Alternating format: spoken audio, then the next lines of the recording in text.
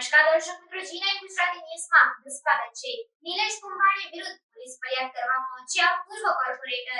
સુરત ખાતે નિલેશ કુંભાણી વિરુદ્ધ પોલીસ ફરિયાદ કરવા પહોંચ્યા પૂર્વ corporator Dinesh Kachhadiya Varachha police station ખાતે ફરિયાદ કરવા પહોંચ્યા। મતનો અધિકાર નિલેશ કુંભાણીએ છીનવી લીધો હોવાનો આરોપ લગાવવામાં આવ્યો। વરાછા પોલીસ મથકમાં ફરિયાદ નહીં લેવામાં આવે તો કોર્ટમાં ફરિયાદ કરવામાં આવશે તેમ જણાવ્યું।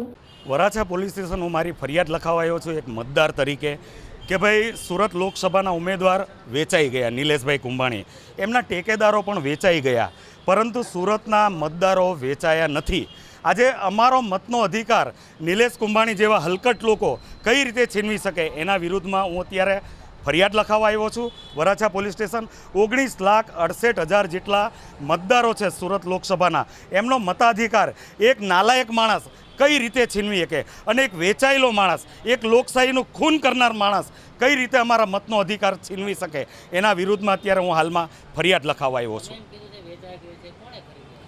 ભારતીય જનતા પાર્ટી એક જ પાર્ટી આ દેશમાં એવી છે કે જેમની પાસે બોન્ડના પૈસા કરોડો રૂપિયા, જે 15,000 16,000 કરોડ રૂપિયા જેવી માતબર રકમ આવી છે, એમની પાસે અત્યારે રૂપિયા એટલા છે કે એમને રાત્રે ઊંઘ નથી આવતી।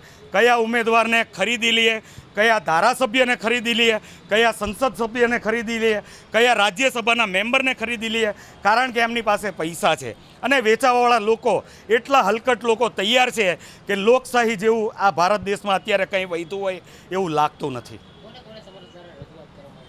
અત્યારે હું પીઆઈ સાહેબને મળવા આવ્યો છું, એમને રજૂઆત કરી છે, પરંતુ એમની ચોખ્ખી વાત હતી કે ભાઈ આ ફરિયાદ તમે ઇલેક્શન કમિશનરમાં કરી શકો છો, અને એમણે જે કીધું એ પ્રમાણે એમની વાત પણ સાચી હતી। પરંતુ હું અહીંયા ફરિયાદ કરવા એટલા માટે આવ્યો છું, હું વરાછા વિસ્તારમાં રહું છું, વરાછા વિસ્તારનું પોલીસ સ્ટેશન મારા વિસ્તારનું આ લાગે છે, એટલે પ્રથમ ફરિયાદ મારે વરાછા પોલીસ સ્ટેશનમાં લખાવી હતી। એ હિસાબે અત્યારે હું હાલમાં નિલેશ કુંભાણી વિરુદ્ધ ફરિયાદ લખાવવા માટે આવ્યો છું।